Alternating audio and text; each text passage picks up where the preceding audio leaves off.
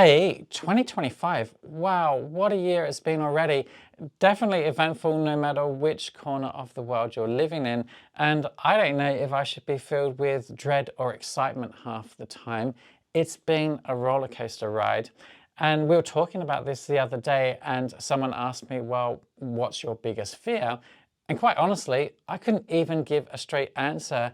I think that if you'd asked me this like 5 years ago, it would have been simple, the same fear I had always carried. But now it changes week to week. Every day feels like a new headline, a new disaster, another reason to feel overwhelmed. And it's exhausting, isn't it? But you know what really scares me?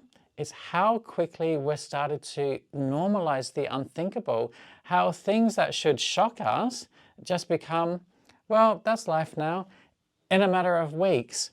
So today I want to talk about the 5 things I've personally heard, read, witnessed this year that stopped me in my tracks and made me ask, what if we don't normalize this? What if we reimagine it completely? As always, I'm super excited to hear your comments, so please do leave them below. And if you liked today's video, give it a thumbs up. If you haven't done so already, then please be sure to subscribe and click on that bell for future updates. All of that said, let's jump straight into it. Climate disasters are becoming just another news story.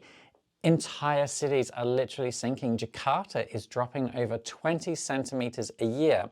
Okay, that isn't entirely due to climate change, but it's been exacerbated by it. The Philippines had 6 typhoons in just 4 weeks.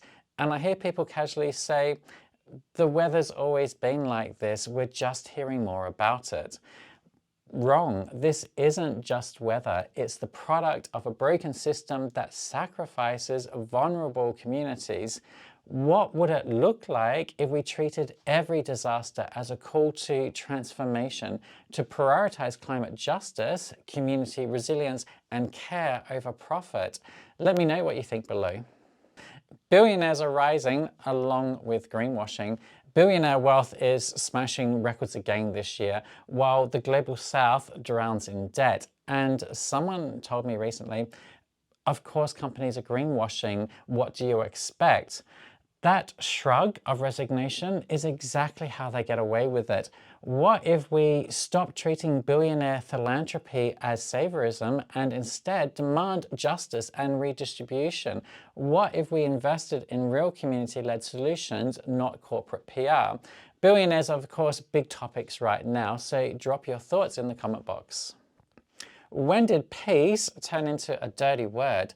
We're normalising militarisation, record NATO spending, new EU weapon funds, nuclear rearmament, while anyone questioning it is called naive or extremist.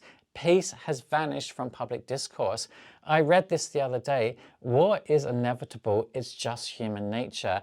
And this idea creeps into conversations everywhere.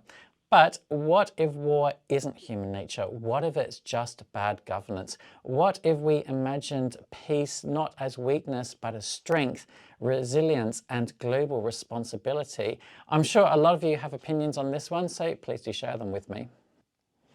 How is it we are being sold surveillance as security? Digital IDs, facial recognition, AI surveillance, all being sold to us as security, all while ignoring the root causes of insecurity, poverty, inequality, ecological breakdown. I've even heard someone say, it's just how things are now, you can't stop it. But what if we reframe the conversation? What if we ask, security for who? Control for who? And how could we build safety through justice, dignity, and freedom instead of treating people like risks to be managed? If you feel that Big Brother's watching you, please comment below. When will we stop framing mental health as personal failure? Burnout is everywhere, especially among young people. And still, I hear stuff like, if you can't cope, just log off, or toughen up. Not, let's fix the toxic systems making people sick. We act like it's an individual weakness, not a systemic crisis. What if we stopped telling people to be more resilient and started fixing the environments making us sick?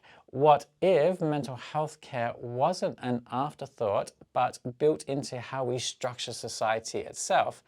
Can you even picture a society designed to support mental well-being at every level? Let me know what you think. So yeah, when people ask me what's your biggest fear, it's not the chaos that we see in the headlines, it's how quickly we're taught to accept it. But it's worth remembering, the future hasn't been written yet. We don't have to normalize, we don't have to accept it.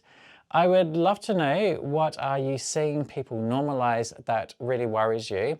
And more importantly, what's one vision of a better world you've been holding on to this week? Again, drop it in the comment box below.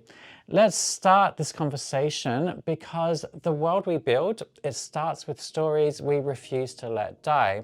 And to wrap it up for this video, again, if you liked it, please do give it a thumbs up. And if not done so already, please do subscribe to the channel and click on that bell for future updates.